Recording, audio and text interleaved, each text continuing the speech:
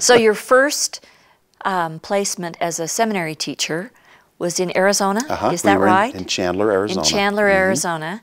And you were there and things seemed to be going really well, and then all of a sudden you had an illness that seemed to just come out of nowhere and cause you grief. Tell us about what that was like for the two of you after you'd made this commitment and suddenly you were in question about what was happening.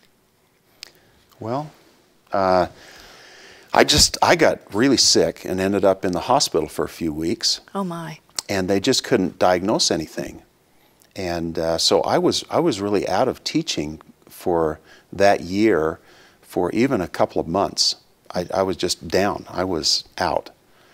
And they didn't diagnose anything till a year later when it came back, and I ended up back in the hospital for a while. And so Jill was really carrying a load. We had just little tiny children, and she was actually substituting for my seminary class and trying to find a way to juggle all this. And so I was sort of out of it. She was the one who was really facing the challenges. So I don't know if you want to talk about that. You remember that better than I do. Yeah, I try to forget. No, it was a really difficult time, but probably one of those times when I realized the blessings that come from the atonement better than any other time.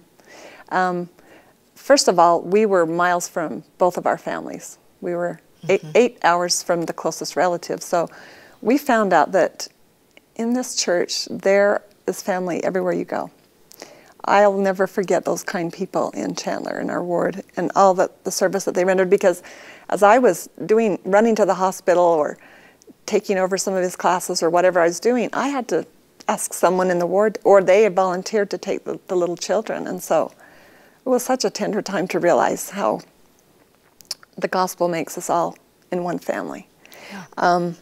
But I do remember several times during all his illness when I felt totally overwhelmed. And one time in particular that was really poignant, one of the little girls, we had 2 little girls first, and she must have been around 3 or 4. And I didn't realize that I was looking so sad, but I must have looked pretty sad, because she said to me, "Mommy, why are you always crying?"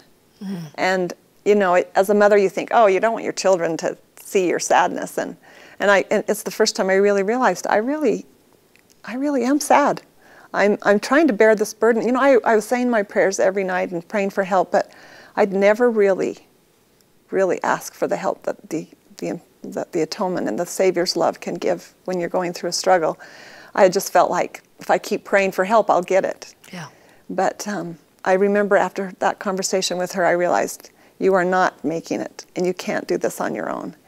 And I had a really amazing experience feeling the Savior's love, and the burden actually lifted from me that I'd been carrying around. It was a remarkable thing, and it's just influenced so many times my attitude going through trials, that we don't go through them alone if we ask for the help. We don't need to. It's there.